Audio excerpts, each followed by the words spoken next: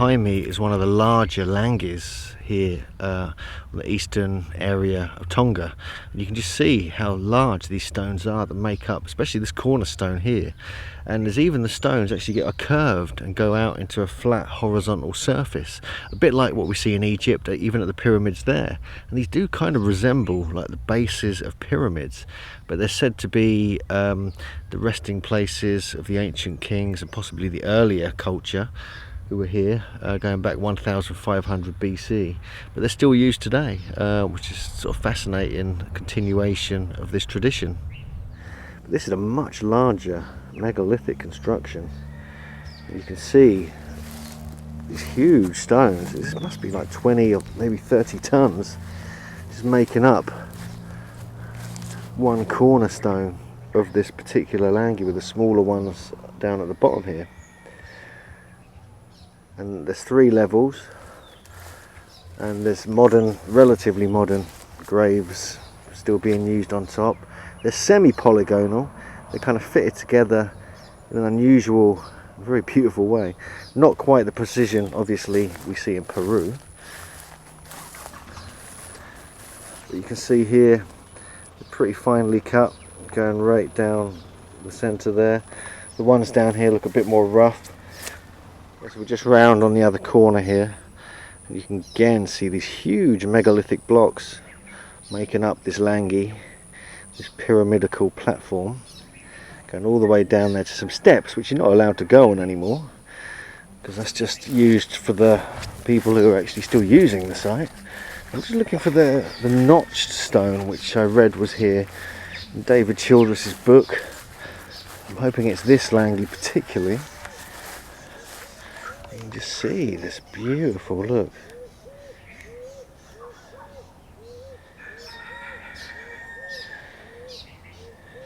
Walking through more mud, I just want to get around. You can see like this L shape. These are like massive L-shaped blocks lying horizontally in the ground. I believe around here somewhere, through yet more swamp. I'm going to get my feet wet again. Very wet, but at least it's nice and cool. Hoping to find the notched block. Apparently there's a big notch in one of these stones. I'm not sure exactly where that would be. It does look rather wet down here, so I'm not sure if I'm going to be able to make it along here. But this just shows you the back side of this particular Langi. And this is the massive L-shaped block at the base corner of it. And these do look particularly ancient. So just around the back here.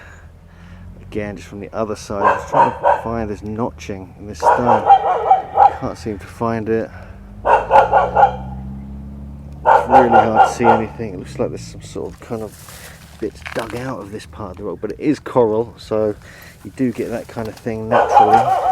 So you can just see behind me the incredible size of some of the stones that make up this Langi here in Tonga. It's huge. I'm just really impressed by this. This is like a pyramid platform. No one's 100% sure exactly what they were used for, but today they thought that they were used as some kind of burial platforms, where they would actually bury the dead actually underneath some of these. Some actually have been excavated and they have found evidence of that, but that's relatively modern, so who knows what the ancient purpose could have been. They could have had structures on top of them. They could have had other ceremonial purposes. They could have been great markers on a survey of the planet. Who knows? But what I'm seeing here is quite rough hewn stone. It's quite neatly put together. It's not the same quality as Peru or anything like that, you know, or Egypt. It's nothing like that. But it's very obviously the same people who constructed the Trilithon made these as well. So it's another great mystery here in Polynesia. I'm not sure if you can see how big this stone is behind me, but this is on this is the back corner of one of the Langi, the largest one we've seen here in Tonga.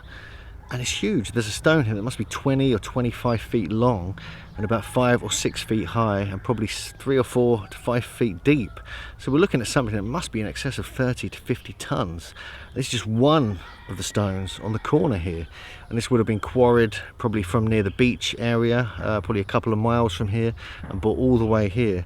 And it just shows you the ingenuity, the megalithic expertise that we have here in Tonga, which is quite unique considering where we are in the world, in the middle of the Pacific Ocean, you know, as far south as you can get pretty much. it's a very impressive site. This is just one example of 28 of these Langi temple platforms that have been discovered. Many are now overgrown, many have been destroyed, many of the rocks have been reused to build other things, but these are some prime examples here and well worth a visit if you make it to Tonga.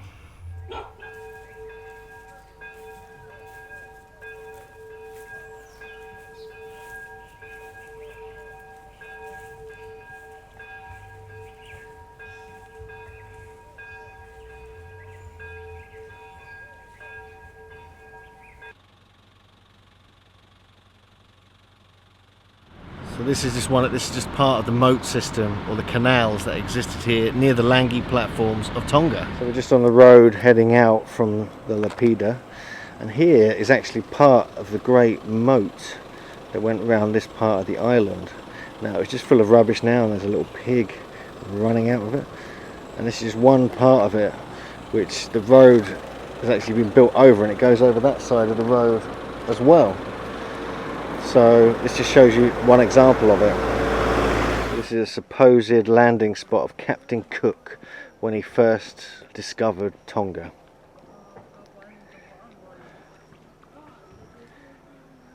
Yeah, they do it for the ordinary people by making... So there's like a Langi just over there behind that church.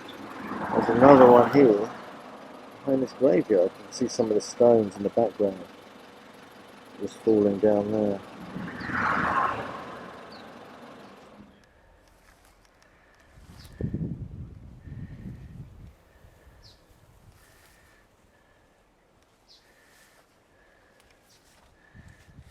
So we've just come back to one of the Langi sites here in Tonga.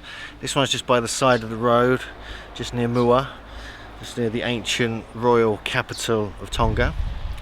And they go along right down the side of both sides of the main road here. This one's actually behind a graveyard, so I've got to be careful. I want to sort of be quite respectful as I go around here, but you can kind of just see behind me some of the huge megaliths we're kind of dealing with. So you can see all the way through here that even with this modern graveyard here in Tonga, you can see all these bright coloured kind of grave goods. It's built upon this massive megalithic Langi. That's a bit sunnier today than it was when we were exploring yesterday, but you can just see these huge megalithic slabs. They've obviously come from the coral reef, but you can just, some of these are just magnificent. This is the third one we've really seen. That's got very large megaliths. You can see one that's just sort of fallen down there. You see this beautiful tree, and this one here going across. Another one fallen back here. This one seems to have been built higher up than the other two we saw that were kind of much more, just lower down really. Which just shows you the fine example of this beautiful stonework here. Now these aren't like the megalithic massive blocks we saw where they're kind of like several feet deep thick. These are actually kind of a bit thinner, more like slabs. You can kind of see that the way they've fallen over here. Fascinating.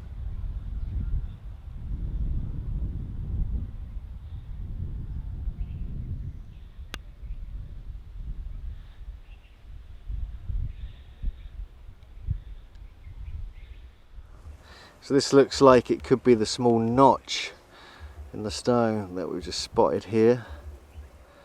Difficult to get up there, there's a lot of bush and jungle in the way. I don't know if you can see that there. It's the kind of notch in the stone, looks like almost polygonal. I just wanted to get that on camera just to show you close up, the closest we can get.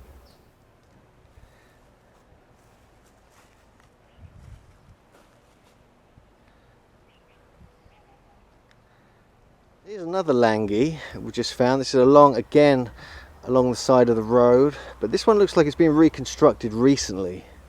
And it does look like sort of modern, but I get a feeling the stones in it are ancient, and they've probably cleared it. You can see where they've cleared all the trees, and they're actually preparing to use it again. So it's a brilliant example of the way they're continuing these ancient burial traditions here on Tonga.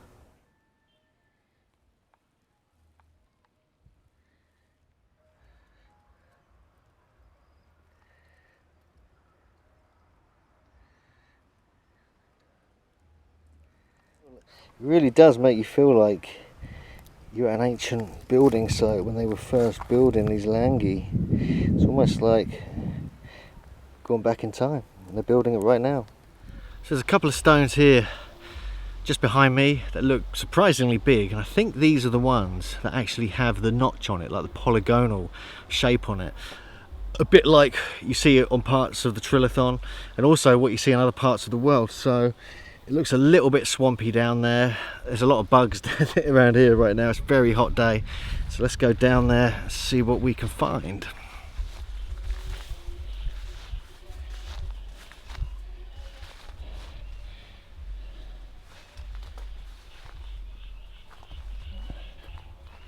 So just behind me here, this is actually the bit we've been looking for. This is the bit that's documented in David Childress's book about ancient Tonga. And you actually see this notch here and the way it kind of joins together with the other stone, which is a classic example of what we find at many megalithic sites around the world. We see this kind of thing in Malta, we see this obviously at the Trilithon, also in Tonga, and we see kind of things like this even in England, even at Stonehenge, the way the mortise and tenon joints come together, and in different places around the world. I mean, obviously this isn't the kind of detail and precision you're going to see in Peru or Egypt, but definitely noticeable here. Now these stones are huge. These two behind me are probably 30 tons each. They're not that thick, they're like slabs. They're not like megaliths, they're not solid all the way through.